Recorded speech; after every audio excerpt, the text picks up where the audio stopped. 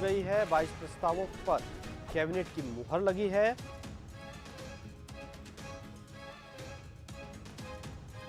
कृषि विभाग द्वारा 5 लाख तक नून की स्टाम्प शुल्क माफ। उत्तराखंड काश्त आधारित उद्योग नियमावली हुई प्रस्तावित।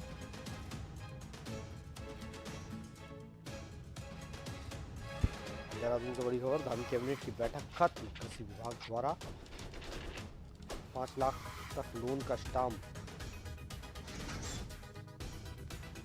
कृषि विभाग द्वारा 5 लाख तक लोन का स्टाम्प शुल्क माफ कर दिया गया है। उत्तराखंड काश्त आधारित उद्योग नियमावली हुई प्रस्तावित। देहरादून से यह बड़ी खबर आ रही है।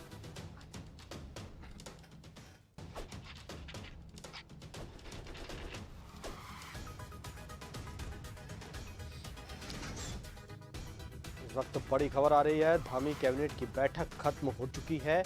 22 प्रस्तावों पर मुहर लगी है।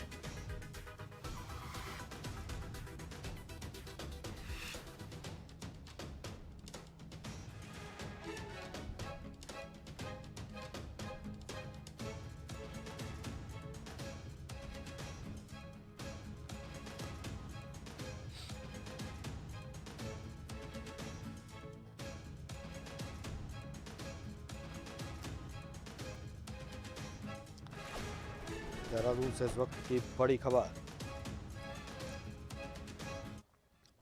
और ज्यादा जानकारी के लिए संवाददाता हिमांशु हमारे साथ जुड़े हुए हैं। हिमांशु, धामी कैबिनेट की बैठक खत्म हो चुकी है। कितने प्रस्तावों पर यहां मोहर लगी है? कौन कौन से अहम प्रस्ताव पास हुए हैं?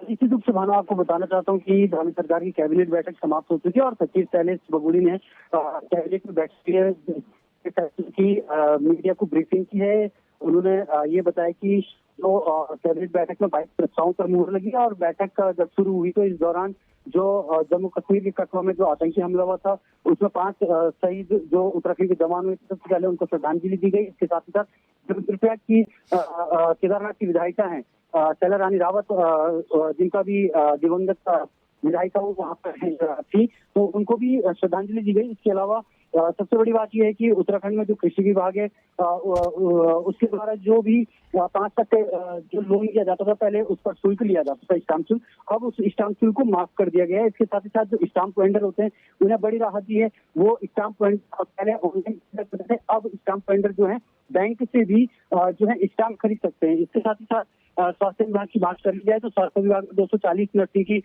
भर्ती अब सीधे तौर पर होगी। इसके साथ ही साथ जो उत्तराखंड में लावारिस बॉडी मिलती है उनको लेकर नई व्यवस्था बनाई गई है। सबसे पहले उनका डीएनए सैंपल लिया जाएगा। इसके बाद 15 दिन में अगर कोई रिश्तेदार या परिजन उनके नहीं मिलते हैं तो उस डेड बॉडी को सीधे मेडिकल कॉलेज को सौंप दिया जाएगा।